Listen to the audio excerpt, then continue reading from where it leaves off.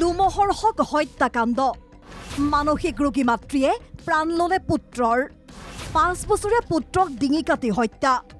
বিলাসীপাৰা প্ৰতিবেশীয়ে বন্ধুক হত্যাৰ অভিযোগ একেটা দিনতে ৰাজ্যৰ কেইবাটাও স্থানত সংঘটিত হ'ল একাধিক লুমহৰ্ষক হত্যাকাণ্ড বাক্সাৰ দিৰিংগাপুৰত গাৰনুম শিয়ৰি উঠা ঘটনা মাতৃৰ দাঁড়ঘাপত প্ৰাণ গ'ল 5 বছৰীয়া পুত্ৰৰ শনিবাৰে নিশা সংঘটিত হ'ল এই কৰুণ ঘটনাটো জন্মদাত্ৰীয়ে দাঁড়ে ঘপিয়াই নিৰ্দয়ভাৱে প্ৰাণ কাঢ়ি ল'লে নিজৰে কোহৰ 9 মাহ গৰ্ভত ৰখা সেইগৰাকী নাৰীয়ে কাল হ'ল শিশুটিৰ এই ঘটনা বাক্সা জিলাৰ ভিতৰুৱা দিৰিংগাপুৰৰ মাতৃৰ আক্ৰমণত প্ৰাণ গ'ল 5 বছৰীয়া পুত্ৰ ৰণবীৰ সিং বড়োৰ হত্যাৰ অভিযুক্ত মাতৃ নেওচি বড়ো পৰিয়ালৰ লোকৰ ভাষ্য অনুসৰি মানসিক ৰোগত আক্ৰান্ত আছিল হত্যাৰ অভিযুক্ত মাতৃ নেওচি বড়ো পৰিয়ালে এতিয়া দেউতাকে বিশেষকৈ মাকক সন্দেহ কৰিছে কাৰণ কিয় মাকৰ আল্টিমেটলি সাইকোলজিকেল ইস্যু এটা আছে তেওঁৰ ট্ৰিটমেণ্টো চলি থকা বুলি কৈছে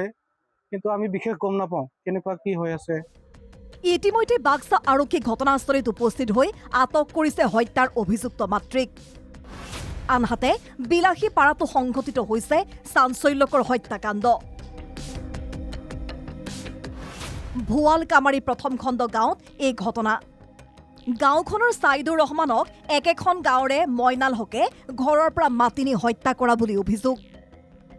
ছাইদুৰ ৰহমানক হত্যা কৰি বগৰীবাৰীৰ শিঙিমাৰী ৰেলপথত পেলাই দিয়াৰ সন্দেহ কৰিছে পৰিয়ালে হত্যাৰ অভিযুক্ত মইনাল হক বৰ্তমানো পলাতক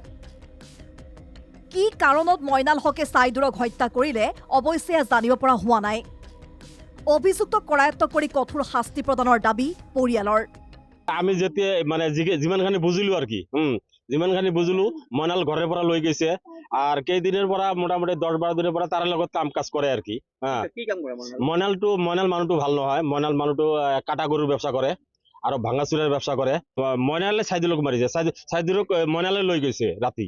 এফআইআর দিছো বগৰীবাৰী থানাতে এফআইআৰ দিছো মোৰ সন্দেহ হয় মইনাল